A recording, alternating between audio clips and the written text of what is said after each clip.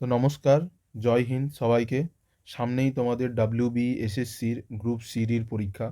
এছাড়াও আরও বিভিন্ন যে কম্পিটিটিভ এক্সামের পরীক্ষাগুলো হয়, যেখানে 25 নাম্বার হোক কিংবা 30 নাম্বার জেনারেল স্টাডিজ থাকেই থাকে। তো সেরকম কিছু 50টি গুরুত্বপূর্ণ জেনারেল স্টাডিজের কিছু কোশ্চেন নিয়ে তো এই মক টেস্টটা এখানে আলোচনা করা আছে। তো তোমরা অবশ্যই ভিডিওটি শেষ পর্যন্ত দেখো। যদি ভালো লেগে থাকে তো পাশে থেকো, ফলো করো। চলো আমরা মক টেস্টটা শুরু করি। ঠিক আছে, তো তোমরাও নিজেরা নিজেরা অ্যান্সারগুলো দেওয়ার চেষ্টা করবে। শুরু করি। প্রথম কোশ্চেন হচ্ছে যে বিশ্ব ব্রেল দিবস পালন করা হয় কবে? ঠিক আছে, তো ব্রেল দিবস আসলে কি? ব্রেল দিবস হচ্ছে আমাদের এই যে ব্রেল দিবস, আমাদের যে অন্ধ এবং প্রতিবন্ধী, ঠিক আছে, তোমরা এই ছবিতে দেখতে পাচ্ছ যে অন্ধ বা প্রতিবন্ধী যারা আছে, যারা দৃষ্টিহীন প্রতিবন্ধী, তাদেরকে কিছু মানব অধিকার দেওয়ার জন্য এই দিনটা পালন করা হয়ে থাকে। ঠিক আছে, এই দিনটা কবে পালন করা হয়? না, এটা পালন করা হয় হচ্ছে 4th জানুয়ারি। ঠিক আছে, 4th জানুয়ারি এই দিনটাকে হচ্ছে পালন করা হয়ে থাকে। তো এখন কথা হচ্ছে যে এই দিনটার সাথে কিছু আমরা স্ট্র্যাটেজিকে করে রাখি। সেটা হচ্ছে এই ব্রেল যে পদ্ধতি, এই ব্রেল পদ্ধতি কে করেছিল জানো? লুই ব্রেল নামে একজন ব্যক্তি। ঠিক আছে, লুই ব্রেল নামে একজন ব্যক্তি, যার জন্ম হয়েছিল কিন্তু এই 4th জানুয়ারি। কত সালে? না, 1809 সালে তার জন্ম হয়েছিল এই লুই ব্রেলের। তার জন্মদিন অনুসারেই কিন্তু এই ব্রেল দিবস পালন করা হয়। আর এটা পালন করেছিল, শুরু হয়েছিল কবে যে ঠিক করা হয়েছিল? না, 2018 থেকে এটা শুরু করা হয়েছিল যে আমরা পালন করব, কিন্তু অ্যাকচুয়ালি যেটা কার্যকরী করা হয় 2019 থেকে জাতিসংঘ এটা কিন্তু পালন করে থাকে। ঠিক আছে, এই ছিল স্ট্র্যাটেজিকে। তোমরা এই স্ট্র্যাটেজিকের পোর্শনটা যদি না জেনে থাকো তো লিখবে। চলো পরের প্রশ্নই যাই। পরের প্রশ্ন হচ্ছে সিআরপিএফ এর নতুন ডিরেক্টর জেনারেল হলেন কে? ঠিক আছে, সিআরপিএফ তোমরা জানো, সেন্ট্রাল রিজার্ভ পুলিশ ফোর্স। ঠিক আছে, এই এর উত্তরটা কি হবে? না, এর উত্তরটা হবে আমাদের অপশন ডি, জ্ঞানেন্দ্র প্রতাপ সিং। ঠিক আছে, জ্ঞানেন্দ্র প্রতাপ সিং হচ্ছে এর সিআরপিএফ এর নতুন ডিরেক্টর জেনারেল। আচ্ছা, এরপরে কথা হচ্ছে এই বাকি অপশানগুলো আমরা দেখি স্ট্র্যাটেজিকের বা কারেন্ট অ্যাফেয়ার্সের বেসিসে যদি আমরা দেখি, তাহলে কিন্তু এই জ্ঞানেন্দ্র প্রতাপ সিং কিন্তু এর আগে আসামে কিন্তু আইপিএস ছিল। ঠিক আছে, একজন আইপিএস ছিলেন আসামে। ঠিক আছে, আর এর আগে যিনি ছিলেন এই সিআরপিএফ এর আগে যিনি জ্ঞানেন্দ্র প্রতাপীর সিংয়ের আগে যিনি ছিলেন সে হচ্ছে কি এই বিতুল কুমার। ঠিক আছে, এই বিতুল কুমারের স্থলাভিষিক্ত হন কিন্তু এই জ্ঞানেন্দ্র প্রতাপ সিং। আচ্ছা, এই ভুবনেশ কুমার দেখুন, এই ভুবনেশ কুমার হচ্ছে ইউডিআই, ঠিক আছে, এর কিন্তু সিইও। ঠিক আছে, এই ইউডিআই কে ছিল? না, এই পুরো নামটা কি? Unique identification authority of India, মানে যে আধার কার্ড এইসবের কাজ কারবার যারা করে তাদের সেই ইউআই ডিএআই এরা। ঠিক আছে, এর সিইও হচ্ছে ভুবনেশ কুমার। আর এই যে ফাইজ আহমেদ কিদওয়াই, এইটা কে ছিল? এ হচ্ছে ডিজি সিএ, মানে হচ্ছে director general of civil aviation. ঠিক আছে, director general of civil aviation. ঠিক আছে, এই বাকিগুলো কিন্তু তোমরা মনে রাখবে। চলো পরের প্রশ্নই যাই। আচ্ছা, পরের প্রশ্ন কি? How India skilled Mount G20। ঠিক আছে, এই শিরোনামে একটি বই লেখা হয়েছে, এই বইটা কে লিখেছেন? এটার উত্তর কি হবে? না, এটার উত্তর হবে কি? না, অমিতাভ কান্ত। অপশন এ, অমিতাভ কান্ত এর উত্তর হবে। ঠিক আছে, চলো পরের, তাহলে আমরা এর স্ট্র্যাটেজিকের পোর্শনটা একটু দেখে নিই। আচ্ছা, এইখানে দেখো, এই যে অমিতাভ কান্ত, এই যে দেখতে পাচ্ছ তোমরা, এই যে অমিতাভ কান্ত আমাদের এখানে প্রাইম মিনিস্টার নরেন্দ্র মোদী দাঁড়িয়ে আছেন। ঠিক আছে, এই বইটা পাবলিশ হয়েছে। আচ্ছা, এখানে বাকি অপশানগুলো দেখো, এই যে পঙ্কজ মিশ্রা। ঠিক আছে, পঙ্কজ মিশ্রাও কিন্তু একজন বিখ্যাত লেখক, যিনি কিন্তু একটা বই লিখেছেন, এই রিসেন্টলি বইটা লিখেছেন, দ্য ওয়ার্ল্ড আফটার গাজা।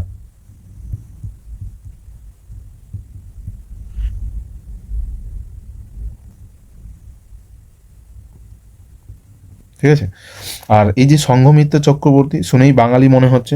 ঠিক আছে, ইনিও একটা বই লিখেছেন যার নাম হচ্ছে কি? না, Soumitra Chatterjee and his world. ঠিক আছে, সৌমিত্র চ্যাটার্জি যিনি বিখ্যাত অপু সংসারের বা ফেলুদার যিনি প্রথম সত্যজিৎ রায়ের পরিচালনায় অভিনয় করেছিলেন। ঠিক আছে, এটা মনে রাখবে, সৌমিত্র চ্যাটার্জি। লিখে দিচ্ছি তোমাদেরকে।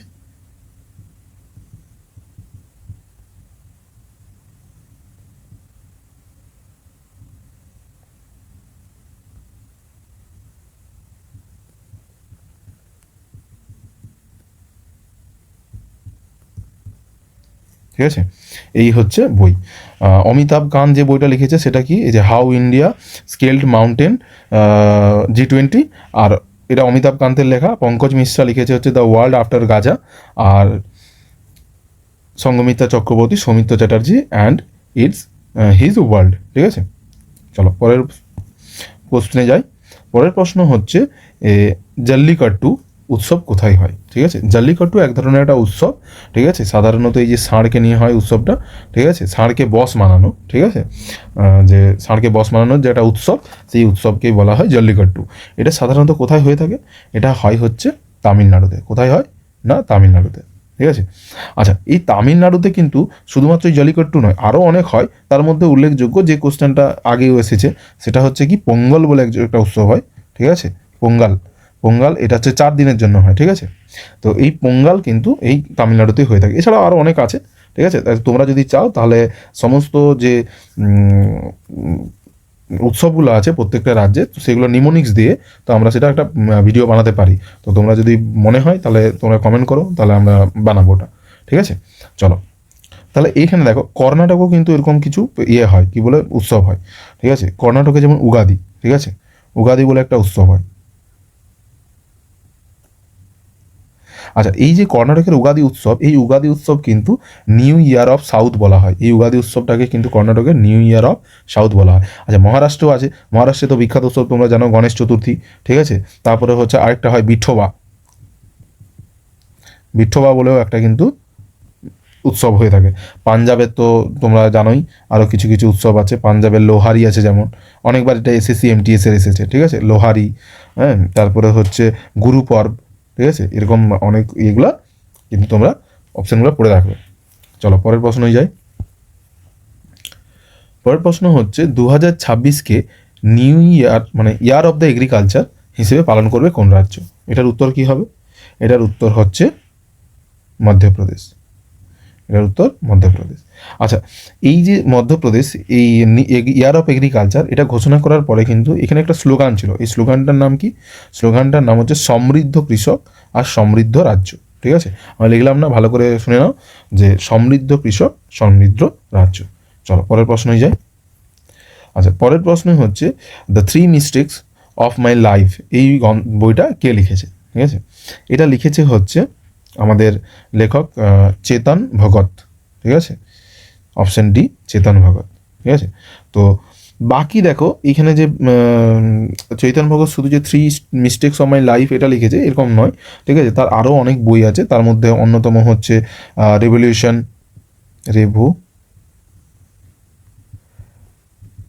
2020। ঠিক আছে, ওয়ান ইন্ডিয়ান গার্ল,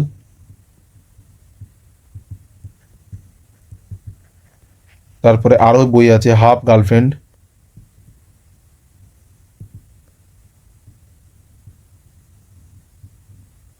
ঠিক আছে, আবার বই আছে। ঠিক আছে, 5 পয়েন্ট সামওয়ান। ঠিক আছে, তাহলে দেখো চেতন ভগতের শুধু এই যে 3 মিস্টেক্স অফ মাই লাইফ এটা নয়, রেভলিউশন 2020 আছে, ওয়ান ইন্ডিয়ান গার্ল আছে, হাফ গার্লফ্রেন্ড, 5 পয়েন্ট সামওয়ান, এই এতগুলো বই কিন্তু এছাড়া আরও আছে। ঠিক আছে, এইগুলো ইম্পর্টেন্ট, এগুলো পরীক্ষায় আগেও এসেছে। ঠিক আছে, তো সেগুলো আমি এখানে দিয়েছি। চলো পরের প্রশ্নই যাই। এখানে বলছে নিম্নলিখিত বাংলার গভর্নর জেনারেলদের মধ্যে কে সতীদাহ প্রথা কী করেছিল, রদ করেছিল? ঠিক আছে, সতীদাহ প্রথা রদ করেছিল কে জানো তো?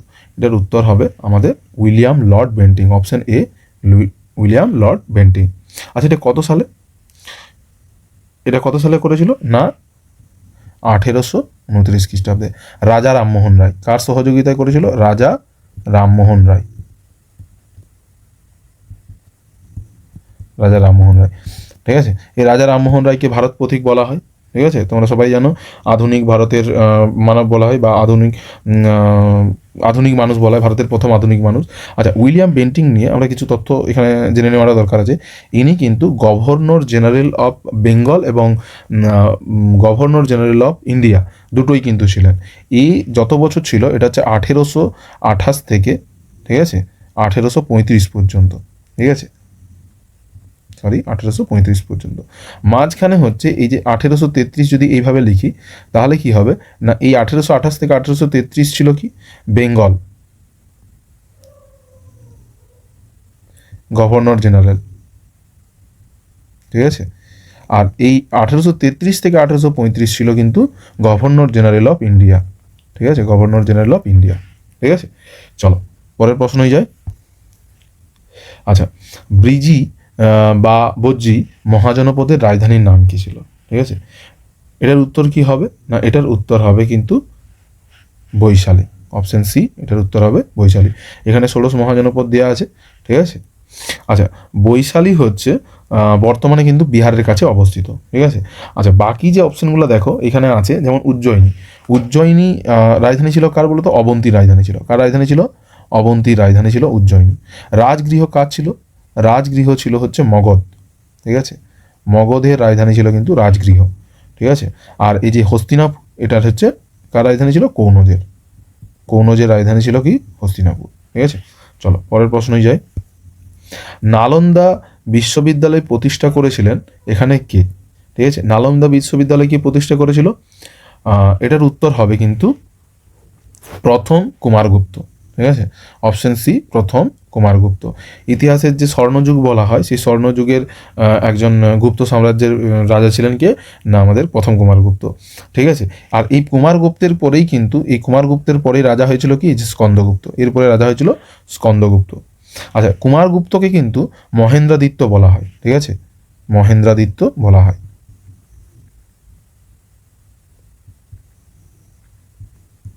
দিত্য বলা হয়, ঠিক আছে। আচ্ছা, এইখানে অনেক সময় প্রশ্ন চলে আসে যে এই বংশের ওই রাজা, ঠিক আছে, কোন ভগবানের উপাসক ছিলেন।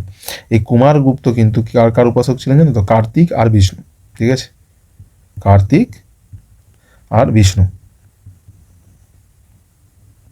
ঠিক আছে, এর উপাসক ছিল, ঠিক আছে। চলো পরের প্রশ্নে যাই। এখানে বলছে তারাশঙ্কর বন্দ্যোপাধ্যায়ের উপন্যাস গণদেবতা, ঠিক আছে, এটা একটা সিনেমা হয়েছে, গণদেবতা নিচের কোন প্রথার অবসানে পৃষ্ঠপোষকতায় লিখিত, ঠিক আছে। মানে কোনো একটা প্রথা অবসান হয়েছিল এই চারটার মধ্যে, জমিদারি, রায়তোয়ারি, যজমানি এবং মহলবাড়ি, ঠিক আছে। কোন প্রথার অবসানে সে তার পৃষ্ঠপোষকতায় বা সেই সমসাময়িকে লেখা হয়েছিল, এটার উত্তর হবে কে, না যজমানি প্রথা। এটার উত্তর হবে কে, না যজমানি প্রথা। আচ্ছা, যজমানি প্রথাটা কীরকম, যজমানি প্রথা মানে হচ্ছে দেখো, এক দল, এখানে দুটো দল ছিল, ঠিক আছে। একটা হচ্ছে কি, একজন হচ্ছে যজমান, ঠিক আছে, সরি, যজমান। আর এক দল ছিল কি, না আর এক দল ছিল হচ্ছে কামিন, ঠিক আছে। সমাজে এই দুটি দল ছিল, একদল যজমান, একদল কামিন। এরা সবসময়, যজমান কি করতো, সেবা গ্রহণ করে, এরা হচ্ছে সেবা গ্রহণ করতো, মানে এদের দ্বারা বিভিন্ন কাজ কারবার সেবা এরা এইভাবে এরা গ্রহণ করতো।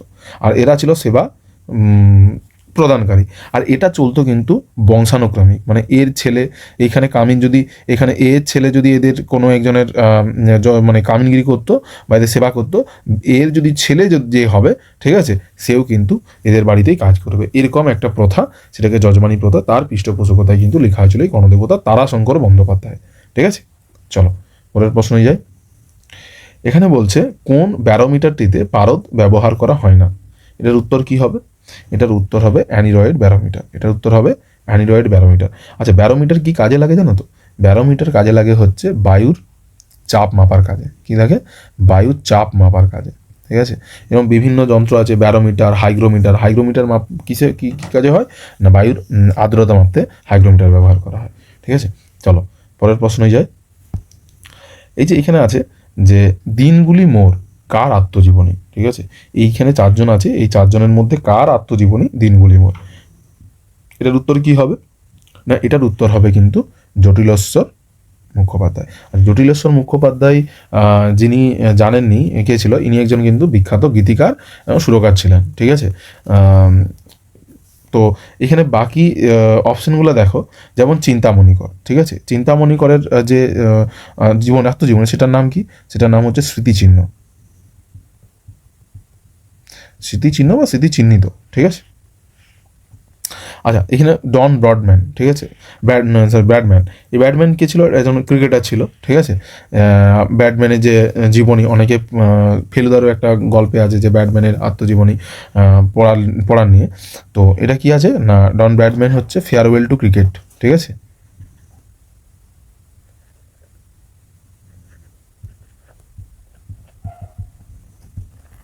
ঠিক আছে। আচ্ছা, আরেকজন দেখো তেনজিং নরগে, এনেরও একটা আত্মজীবনী আছে যার নাম কি টাইগার অফ দ্য স্নো।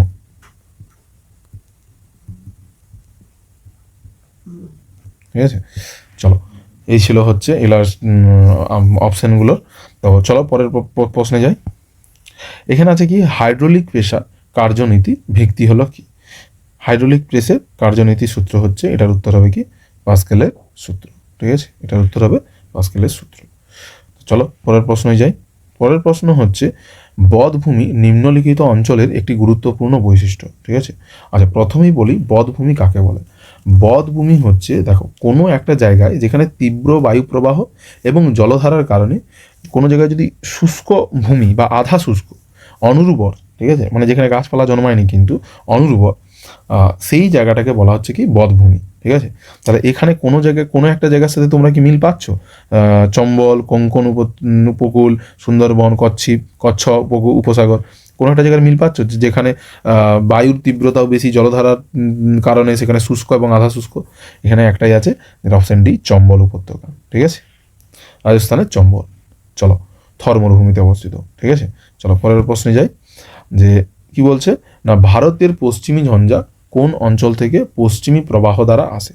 ঠিক আছে, এটার উত্তর কি হবে? এটার উত্তর হবে কিন্তু ভূমধ্যসাগরীয় অঞ্চল। ঠিক আছে, বুঝতে পারছো তো? আমাদের ভারতবর্ষের ম্যাপটা যদি দেখো তাহলে ওই গুজরাট বা রাজস্থানের উপরে, ঠিক আছে, সোজা ওয়ার্ল্ডের ম্যাপটা, সেখানে দেখবে এরা ভূমধ্যসাগরীয় অঞ্চল। সেই ভূমধ্যসাগর থেকে পশ্চিমী ঝঞ্ঝা যে শীতকালে প্রবাহিত, যেখানে পাঞ্জাব হরিয়ানাতে প্রচুর বৃষ্টিপাত ঘটায়, ঠিক আছে, এটাকে পশ্চিমী ঝঞ্ঝা বলে। তো এটাই হচ্ছে ভূমধ্যসাগরীয় অঞ্চল থেকে আসে। চলো পরের প্রশ্নে যাই। পরের প্রশ্ন বলছে ভারতের সুপ্রিম কোর্টের অধিষ্ঠান সম্পর্কিত বিধান কোন অনুচ্ছেদে আছে? এটার উত্তর কি হবে? এটার উত্তর হবে আর্টিকেল 130। ঠিক আছে, এটার উত্তর হবে আর্টিকেল 130। আচ্ছা, এরপরে কথা হচ্ছে দেখো, যেমন এই সুপ্রিম কোর্ট সম্বন্ধে, ঠিক আছে, কিছু আরও ইম্পর্টেন্স আর্টিকেলস আছে, যেমন আর্টিকেল 124। এটাতে কি বলা হয়েছে না সুপ্রিম কোর্টের, ঠিক আছে, প্রতিষ্ঠার কথা বলা আছে, স্টাবলিশমেন্টের কথা বলা আছে। ঠিক আছে, এরপরে যেমন ধরো আরও আছে, ঠিক আছে, এখানে যেমন একটা অপশন আছে যেমন 131 আর্টিকেল অনুচ্ছেদ। এখানে কি আছে?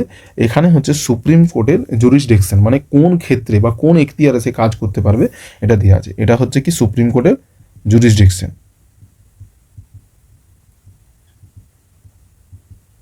ঠিক আছে, আচ্ছা তারপরে কি আছে, যেমন আরও কিছু আছে, ঠিক আছে, যে 143 নম্বরে আছে যে power of the president to consult supreme court, মানে কোনো মানে প্রেসিডেন্ট সুপ্রিম কোর্টের সাথে কনসাল্ট করতে পারবে। ঠিক আছে, এটা আলোচনা করা হয়েছে। চলো পরের প্রশ্নে যাই। কি বলছে না নিম্নোক্ত কোন অ্যাসিড নারকেল তেল পাওয়া যায়? ঠিক আছে, বা কোন অ্যাসিডটি নারকেল তেল নিচের মধ্যে পাওয়া যায়? ঠিক আছে, এটার উত্তর কি হবে? এটার উত্তর হবে হচ্ছে lauric acid. Option A lauric acid. ঠিক আছে, এখন কথা হচ্ছে বাকি যে এখানে অ্যাসিডগুলো আছে এইগুলো কোথায় পাওয়া যায়? ঠিক আছে, এটাও তো জেনে নেওয়া দরকার আমাদের। ঠিক আছে, আচ্ছা লরিক অ্যাসিড কিন্তু আরও কিছু কিছু জায়গায় পাওয়া যায়। ঠিক আছে, কঠিন শ্যাম্পু বা সাবান, ঠিক আছে, তারপরে বুকের দুধে, ঠিক আছে, লরিক অ্যাসিড পাওয়া যায়। এরপরে যেমন অক্সালিক অ্যাসিড, অক্সালিক অ্যাসিড কোথায় পাওয়া যায়? টমেটোতে পাওয়া যায়। টমেটোতে পাওয়া যায়। ঠিক আছে, পালং শাকে পাওয়া যায়। পালং শাকে পাওয়া যায়। ঠিক আছে, তারপর হচ্ছে যেমন ল্যাকটিক অ্যাসিড, ল্যাকটিক অ্যাসিড তো তোমরা সবাই জানো অলরেডি। ঠিক আছে, দইতে পাওয়া যায় ল্যাকটিক অ্যাসিড। আর এই যে এরুসিক অ্যাসিড, ঠিক আছে, এটা কিন্তু কোশ্চেন অনেক সময় আসে। ঠিক আছে, তোমরা ভালো করে মনে রাখবে, সরষার তেলে আসে। ঠিক আছে,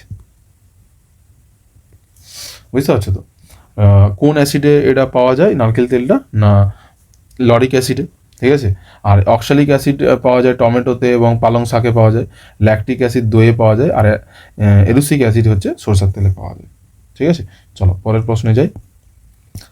পরের প্রশ্ন হচ্ছে মোহিনীআট্টম কোন রাজ্যে শাস্ত্রীয় নৃত্য? মোহিনীআট্টম একটা শাস্ত্রীয় নৃত্য। এটা কোন রাজ্যে সাধারণত দেখতে পাওয়া যায়? এটার উত্তর কি হবে? না এটার উত্তর হবে কি কেরালাতে। মোহিনীআট্টম কোথায়? না কেরালাতে। ঠিক আছে, কেরালাতে কথাকলিও দেখতে পাওয়া যায়। ঠিক আছে, আর এটা ধ্রুপদী নাচ। ঠিক আছে, এখানে হচ্ছে উৎসব হয় একটা কেরালাতে, যার নাম হচ্ছে ওনাম উৎসব। ঠিক আছে, ওনাম বলে একটা উৎসব হয়। এছাড়া আরও কিছু নাচ আছে, ঠিক আছে, যেমন কোলাকলি লোকনৃত্য, ঠিক আছে, এই কেরালাতে দেখতে পাওয়া যায়। চলো পরের প্রশ্নে যাই। এখানে বলছে হাজার হ্রদের দেশ কাকে বলা হয়? এটার উত্তর কি হবে? হাজার হ্রদের দেশ বলা হয় অপশন এ ফিনল্যান্ড, যার ছবি তোমরা অলরেডি এখানে দেখতে পাচ্ছ, ঠিক আছে, এই যে এখানটায় আছে, ঠিক আছে, এইভাবে এইভাবে আছে হাজার হ্রদ, প্রচুর হ্রদ দেখতে পাওয়া যায়, ঠিক আছে। আচ্ছা, বাকি অপশানগুলো আমরা দেখি যে মায়ানমারকে কি বলা হয়। মায়ানমারকে বলা হয় হচ্ছে সোনালী প্যাগোডার দেশ, ঠিক আছে, সোনালী প্যাগোডার দেশ।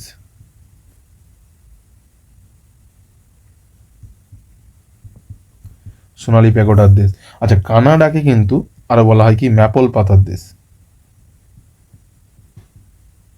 ম্যাপল পাতা, বা আরো বলা হয় লিলি, লিলি ফুলের, ঠিক আছে, লিলি ফুলের দেশ, ঠিক আছে। আচ্ছা, আয়ারল্যান্ডকেও কিন্তু একটা নামে ডাকা হয়, সেটা হচ্ছে পান্নার দেশ, এই যে হিরে, পান্না, জহরত, এগুলো পান্নার দেশ, ঠিক আছে। তো এই ছিল হচ্ছে এগুলার মানে তথ্য, এগুলো তোমরা লিখে রাখবে। চলো পরের প্রশ্নে যাই। পরের প্রশ্ন হচ্ছে ভারতের সবচেয়ে বিস্তৃত অরণ্য কোনটি? ঠিক আছে, মোট কথা হচ্ছে বিস্তৃত অরণ্য, কোন অরণ্যটার পরিমাণ এখানে সব থেকে বেশি, ঠিক আছে। এখানের উত্তর হবে কি ক্রান্তীয় পর্ণমোচী, কারণ গোটা মধ্য ভারত, ঠিক আছে, পশ্চিম ভারত, বেশিরভাগ অঞ্চলে কিন্তু এই আর্দ্রক্রান্তীয় পর্ণমোচী অরণ্য দেখতে পাওয়া যায়, ঠিক আছে।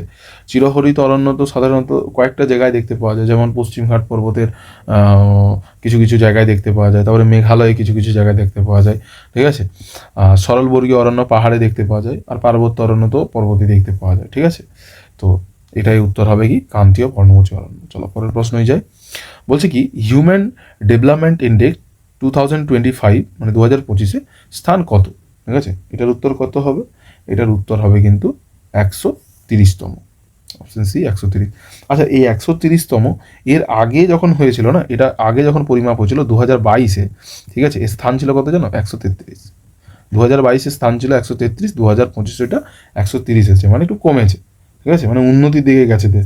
আর এই দেখো হিউম্যান ডেভেলপমেন্ট ইন্ডেক্স কিন্তু প্রকাশিত করে কে জানো তো? UNDP, UNDP, United Nation Development Programme, ঠিক আছে। তো আচ্ছা, কতগুলো দেশ এখানে পার্টিসিপেট করে? 193টা দেশ কিন্তু পার্টিসিপেট করে। চলো পরের প্রশ্নই যাই।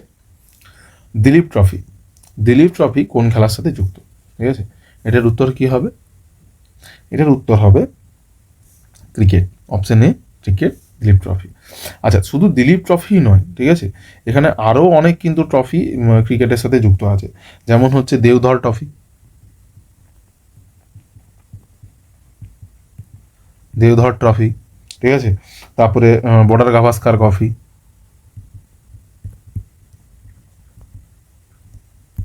বর্ডার গাভাস্কার ট্রফি, তারপরে ইরানি কাপ, বিজয় হাজারে, ঠিক আছে, ঠিক আছে, এগুলো সব কিন্তু কি হয় না আমাদের ক্রিকেটের সাথে যুক্ত, আরও অনেক আছে, ঠিক আছে। চলো পরের প্রশ্ন হয়ে যায়। ভারতের প্রথম টেস্ট টিউব বেবি কোন সালে জন্মায়? ঠিক আছে, টেস্ট টিউব বেবি কোন সালে জন্মায়? এটার উত্তর কি হবে? না, এটার উত্তর হবে হচ্ছে অপশন বি 1978, ঠিক আছে, 1978 সালে কিন্তু প্রথম টেস্ট টিউব বেবি জন্মায়। এটা কোথায় হয়েছিল জানো তো? 1978 সালে কলকাতাতে, ঠিক আছে, এটা উত্তর হবে কোথায় না কলকাতাতে। আচ্ছা, ডেটটা মনে রাখবে 3 সেপ্টেম্বর। আচ্ছা, ডাক্তার কে ছিল জানো? ডাক্তার ছিল হচ্ছে ডক্টর সুভাষ মুখোপাধ্যায়, ঠিক আছে, ডক্টর সুভাষ মুখোপাধ্যায়,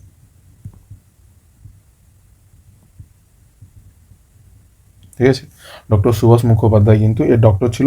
আচ্ছা, এখানে দেখো আরেকটা জিনিস, যে এই যে টেস্ট টিউব বেবিটা জন্ম হয়েছিল তার নাম কি ছিল জানো? তার নাম ছিল হচ্ছে কানুপ্রিয়া আগরওয়াল, ঠিক আছে, তার নাম ছিল হচ্ছে কানুপ্রিয়া,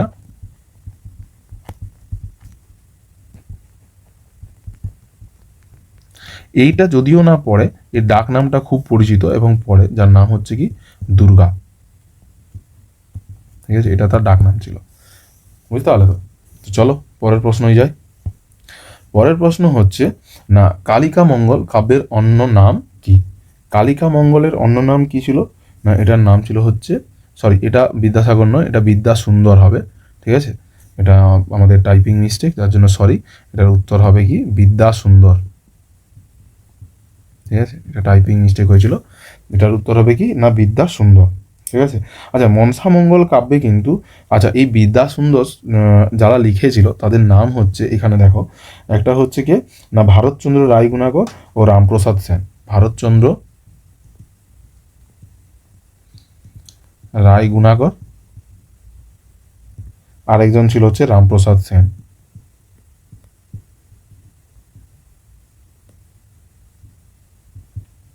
এরা দুজনে মিলে কিন্তু লিখেছিল। ঠিক আছে। আচ্ছা, এইখানে দেখো, এই যে ভারতচন্দ্র রায় গুণাকর, এর হচ্ছে কি মানে এর যে সেকেন্ড অংশটা, মানে এইটার কালিকামঙ্গলের যে সেকেন্ড পার্টটা, এই সেকেন্ড পার্টটার নাম লিখেছিল কি জানো তো, অন্নদামঙ্গল হিসেবে আমরা জানি। এই কালিকামঙ্গলের সেকেন্ড পার্ট ভারতচন্দ্র রায় গুণাকরের লেখা, এর নাম হচ্ছে কি অন্নদামঙ্গল। এছাড়া মনসামঙ্গল যে আছে আমাদের এখানে, মনসামঙ্গলের বিখ্যাত কবি হচ্ছে কানা হরিদত্ত, যাকে আদি কবি বলা হয়। ঠিক আছে। বিজয় গুপ্ত, বিপ্রদাস পিল্লাই, কেতকা ক্ষেমানন্দ, এগুলা হচ্ছে কি মনসামঙ্গল। যদি কেউ ক্লাস 12-এর যে মানে এর বইটা থাকে, একটা স্কুল থেকে যে বইটা দেয় আমাদের সংস্কৃতি বা ভাষা চর্চা, সেটা পড়লে তোমরা কিন্তু এই মঙ্গল কাব্যগুলো কিন্তু অনেকটা ক্লিয়ার হয়ে যাবে। ঠিক আছে। চলো পরের প্রশ্নই যাই। এনে বলছে আমার বাড়ি, না সরি, বাড়ি আমার ভাঙন ধরা, অজয় নদীর বাঁকে, জল যেখানে সোহাগ ভরে, স্থলকে ঘিরে রাখে। এটা কোন কবির লেখা? এটার উত্তর হবে কে না, এটার উত্তর হবে মুকুন্দরঞ্জন মল্লিক। Option A Mukundaranjan Mallick. ঠিক আছে। আচ্ছা, চলো পরের প্রশ্নই যাই। জেড বায়ু প্রবাহিত হয় কোন স্তরে? এইখানে দেখো, অনেক সময় প্রশ্নে কিন্তু একটু গন্ডগোল হয়ে যায়। ঠিক আছে। এটা অনেকে বলে ট্রোপোস্ফিয়ারে, অনেকে বলে স্ট্র্যাটোস্ফিয়ারে। আমি বলবো এটা কিন্তু না ট্রোপোস্ফিয়ারে না স্ট্র্যাটোস্ফিয়ারে, এটা মাঝখানে যে একটা যে আছে ট্রোপোপজ। ঠিক আছে। পজ বলে একটা স্তর আছে। ঠিক আছে। সেই জায়গাটাকেই বলছে কি না জেট বায়ু প্রবাহিত হয়। কিন্তু যদি যেহেতু অপশনে এখানে আছে 4টে অপশন, তো আমাকে যে কোনো একটা দিতে হবে। তাহলে এই ক্ষেত্রে উত্তর কিন্তু তোমরা অবশ্যই ট্রোপোস্ফিয়ার করবে। ঠিক আছে। মানে অ্যাকচুয়ালি উত্তরটা তো ট্রোপোস্ফিয়ার ঊর্ধ্বস্তরে। ঠিক আছে। তাই এই অপশানটা কিন্তু কি ট্রোপোস্ফিয়ার হবে, কারণ এটা ট্রোপোপজ পড়ছে। ঠিক আছে। তো চলো পরের প্রশ্নই যাই আমরা।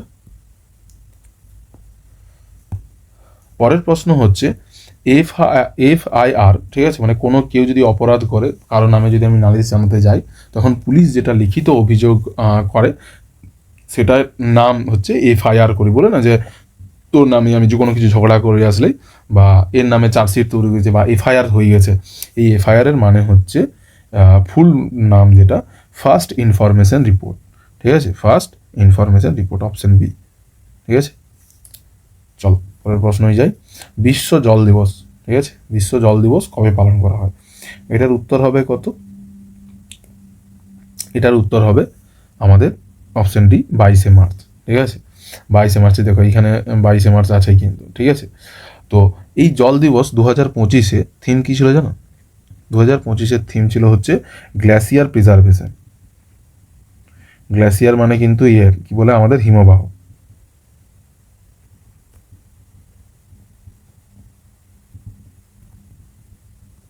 ঠিক আছে। Glacier preservation. চলো পরের প্রশ্নই যাই। খোখো খেলায় প্রতি দলে কতজন খেলোয়াড় থাকে? ঠিক আছে। এটার উত্তর হবে কি জানো? এটার উত্তর হবে অপশন এ, 12জন। ঠিক আছে। খোখো খেলায় 12জন থাকে। ক্রিকেট খেলায় তোমরা জানো 11জন, ফুটবল খেলাও 11জন করে প্লেয়ার থাকে। ঠিক আছে। আচ্ছা, 30 নম্বর প্রশ্ন কি বলছে না SVEEP, হ্যাঁ, সি প্রোগ্রাম কি? এটার উত্তর হবে কি? এটার উত্তর হবে দেখো option B, systematic voters education and electoral participation programme. এটাই হচ্ছে এর উত্তর। ঠিক আছে। অপশন বি, এটাই হচ্ছে তার উত্তর। চল পরের প্রশ্নই যাই। এই যে কাগজ প্রথম কোথায় তৈরি হয়? এটার উত্তর কি হবে? এটার উত্তর হবে অপশন এ, চীন। ঠিক আছে। চলো পরের প্রশ্নই যাই। কোন দেশ সম্প্রতি তাদের H3 রকেট সফলভাবে উৎক্ষেপণ করেছে? ঠিক আছে।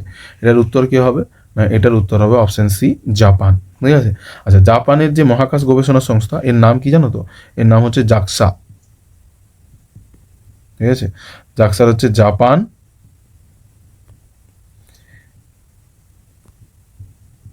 এরোস্পেস এক্সপ্লোরেশন এজেন্সি, ঠিক আছে, জাপান এরোস্পেস এক্সপ্লোরেশন এজেন্সি, যার শর্ট ফর্ম বলা হয় জাক্সা। চলো পরের প্রশ্নই যাই।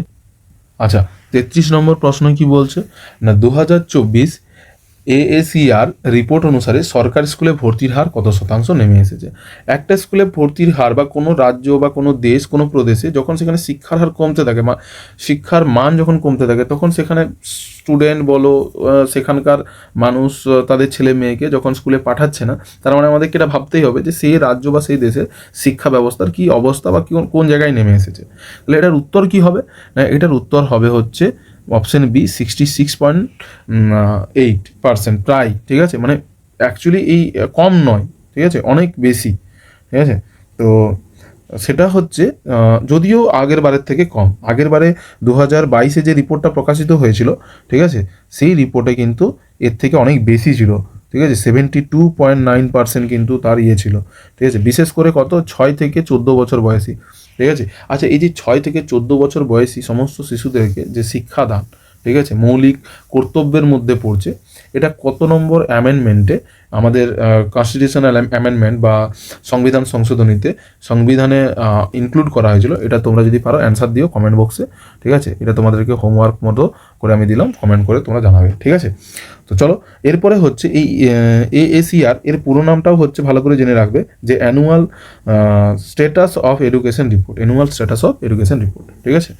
আচ্ছা, পরের প্রশ্ন কি বলছে না, disaster risk and resilience assessment framework, ঠিক আছে, ড্রাফের কোন সংস্থার সহযোগিতায় প্রকাশিত হয়, মানে এর যে অ্যাকচুয়ালি রিপোর্ট সেটা কোন সংস্থার দ্বারা সহযোগিতায় প্রকাশিত হয় সেটা এখানে জানতে চাইছে, ঠিক আছে। এটার উত্তর কী হবে না, অপশন এ, ঠিক আছে, CDRI, এটার মানে পুরো নামটা কি, লিয়েশন ফর ডিজাস্টার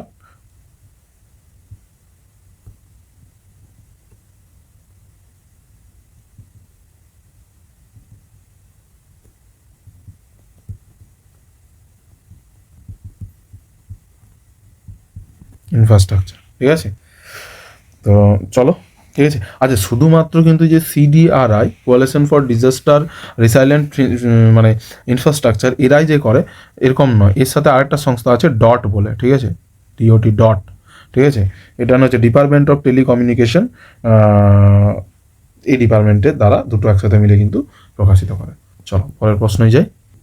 আচ্ছা, এখানে 35 নম্বর প্রশ্ন হচ্ছে, বস্ত্রশিল্পের শ্রমিকদের যে রোগ দেখা যায় সেটার নাম কি। সেটার নাম হবে হচ্ছে, এখানে দেখো এটা আমাদেরই ভুল, তার জন্য ক্ষমা চেয়ে নিচ্ছি, ঠিক আছে, যেখানে আমাদের এখানে টাইপিং মিস্টেক হয়েছে। এটার উত্তর হবে কিন্তু কি ব্রাউন লাং, এটার উত্তর হবে কি, এখানে কিন্তু কোনোটাই নয়, এখানের উত্তর কিন্তু কোনোটাই হবে না, এটার উত্তর হবে কি না ব্রাউন লাং, ঠিক আছে, ব্রাউন লাং। আর যেটাকে ইংরেজিতে বলা হয় হচ্ছে বিসিনোসিস, ঠিক আছে, ঠিক আছে, এটা হবে, ঠিক আছে। চলো পরের প্রশ্নই যাই। বলছে কি না, গ্যামেট তৈরির যে দশায় মায়োসিস বা মিওসিস কোষ বিভাজন ঘটে তা হলো কি, ঠিক আছে, এটার উত্তর কি হবে, এটার উত্তর হবে হচ্ছে না পরিপক্কতা প্রাপ্তি, এই স্তরেই কিন্তু কি হয় না মিওসিস দশায় মানে কোষ বিভাজন ঘটে গ্যামেট তৈরির সময়, ঠিক আছে। এখন এই যে গ্যামেট তৈরির প্রসেসটা কিভাবে হয় সম্পাদিত জানো তো না, জনন যে মাতৃকোষ থাকে সেই মাতৃকোষের থেকে যখন শুক্রাণু বা ডিম্বাণুর যে মানে তৈরি হওয়ার যে প্রক্রিয়া, ঠিক আছে, সেটা কি হয় 3টা দশাতে হয়, ঠিক আছে, 3টা দশাতে হয়। এই 3টা দশার মধ্যে, ঠিক আছে, 3টা দশার মধ্যে প্রথম দশা যেটা সেটা হচ্ছে সংখ্যা বৃদ্ধি, ঠিক আছে, সংখ্যা বৃদ্ধি হচ্ছে। দ্বিতীয় দশায় কি হচ্ছে গ্রোথ বা বৃদ্ধি দশা, ঠিক আছে, বৃদ্ধি দশা। আর তৃতীয় দশা হচ্ছে কি না পরিপক্কতা, ঠিক আছে, এই যে এই দশাটা, ঠিক আছে, তৃতীয়টা হচ্ছে এটা। আচ্ছা, এই সংখ্যা বৃদ্ধি দশায় কি হয় জানো তো, যে এটা এখানে যে প্রক্রিয়াটা হয় সংখ্যা বৃদ্ধিতে, এটা হয় মাইটোসিস প্রক্রিয়া, ঠিক আছে, যেখানে মানে সেই মাতৃ সংখ্যা বৃদ্ধি পায়। ঠিক আছে। তারপরে হচ্ছে এখানে যখনই এতে চলে আসছে মানে 3 নম্বর দশায় বৃদ্ধি দশাতে, মানে এটা হচ্ছে যে মা যে খাবারটা খাচ্ছে, ঠিক আছে, তার থেকে কি হচ্ছে না পুষ্টি টুষ্টি নিয়ে সেখানে কি করছে না তার বৃদ্ধি পাচ্ছে, ঠিক আছে, গ্রোথ হচ্ছে। আর তৃতীয় দশা যেটা সেটা হচ্ছে পরিপক্কতা, এইখানে যে দশাটা হয় সেটার নাম কি মিওসিস।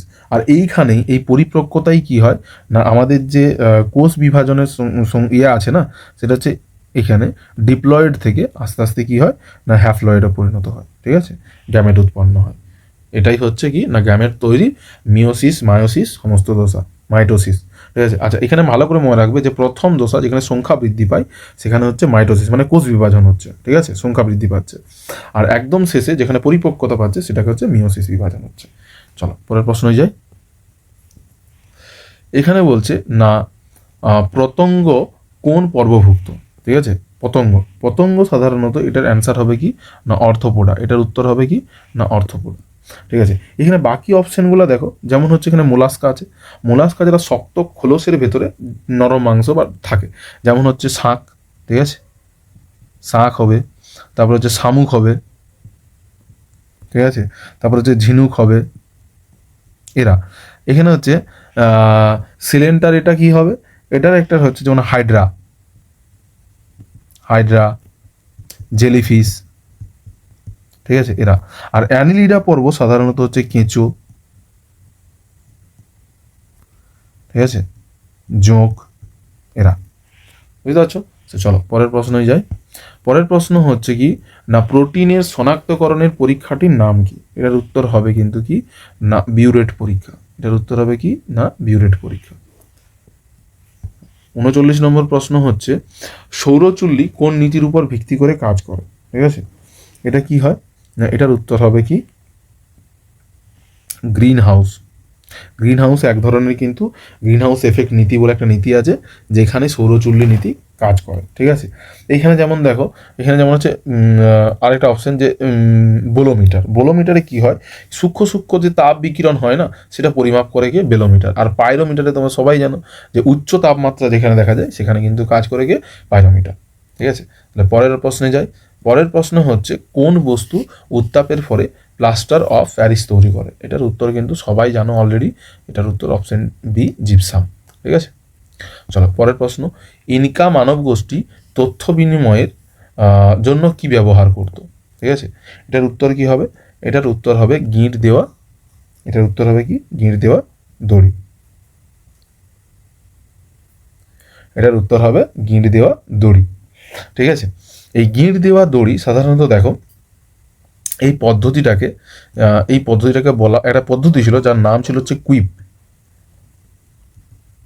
ঠিক আছে, কুইপ পদ্ধতিতে কিন্তু এটা করা হতো, ঠিক আছে। চলো পরের প্রশ্ন হয়ে যায়। রবীন্দ্র আচ্ছা 42 নম্বর প্রশ্ন কি আছে, রবীন্দ্রনাথ ঠাকুর যে ছদ্মনামে লিখতেন সেই ছদ্মনাম কি ছিল, ঠিক আছে, এটার উত্তর কি হবে না এটার উত্তর হবে কিন্তু কি ভানু সিংহ, এর উত্তর হবে অপশন ডি ভানু সিংহ, ঠিক আছে। শুধুমাত্র যে রবীন্দ্রনাথ ভানু সিংহ লিখতে এরকম নয়, তার আরও ছিল, ঠিক আছে, ভানু সিংহ, আন্না কালী পাকড়াসি, ঠিক আছে, আন্না কালী পাকড়াসি, তো এই নামগুলো কিন্তু কি না আমাদের রবীন্দ্রনাথ ঠাকুর লিখত, ঠিক আছে। আচ্ছা বাকি যে অপশন যে পরশুরাম, পরশুরাম কার ছদ্মনাম জানো, পরশুরাম হচ্ছে রাজশেখর বসু, ঠিক আছে, রাজশেখর বসু। ওয়েস্ট বেঙ্গল আন্ডারে যেসব পরীক্ষাগুলো হয়ে থাকে সাধারণত প্রত্যেকটা পরীক্ষায় কিন্তু বিশেষ করে যে এসএসসি গ্রুপ সিডিতে একটা কোশ্চেন এরকম থাকবেই থাকবে যেখানে ছদ্মনাম রিলেটেড, ঠিক আছে। তো ছদ্মনামগুলো তোমরা অবশ্যই পড়বে। বীরবল কার ছদ্মনাম, বলাইচাঁদ মুখোপাধ্যায়, ঠিক আছে, বলাইচাঁদ মুখোপাধ্যায়, সরি এখানে ইয়ে হয়ে গেল ভুলে গেল, বনফুলটা হচ্ছে কি বলাইচাঁদ মুখোপাধ্যায়, আর বীরবল হচ্ছে কি না প্রমথ চৌধুরী, বীরবলটাকে প্রমথ চৌধুরী, ঠিক আছে, বনফুল বলাইচাঁদ মুখোপাধ্যায় আর বীরবল হচ্ছে প্রমথ চৌধুরী, পরশুরাম রাজশেখর বসু, ভানুসিংহ রবীন্দ্রনাথ ঠাকুর। চলো পরের প্রশ্ন অপশনে যাই। পরের প্রশ্ন আন্তর্জাতিক নারী দিবস পালন করা হয় কবে, ঠিক আছে, এটা হচ্ছে উত্তর হবে অপশন এ 8ই মার্চ, ঠিক আছে, 8ই মার্চ এর উত্তর। চলো পরের প্রশ্নই যাই। পরের প্রশ্ন বলছে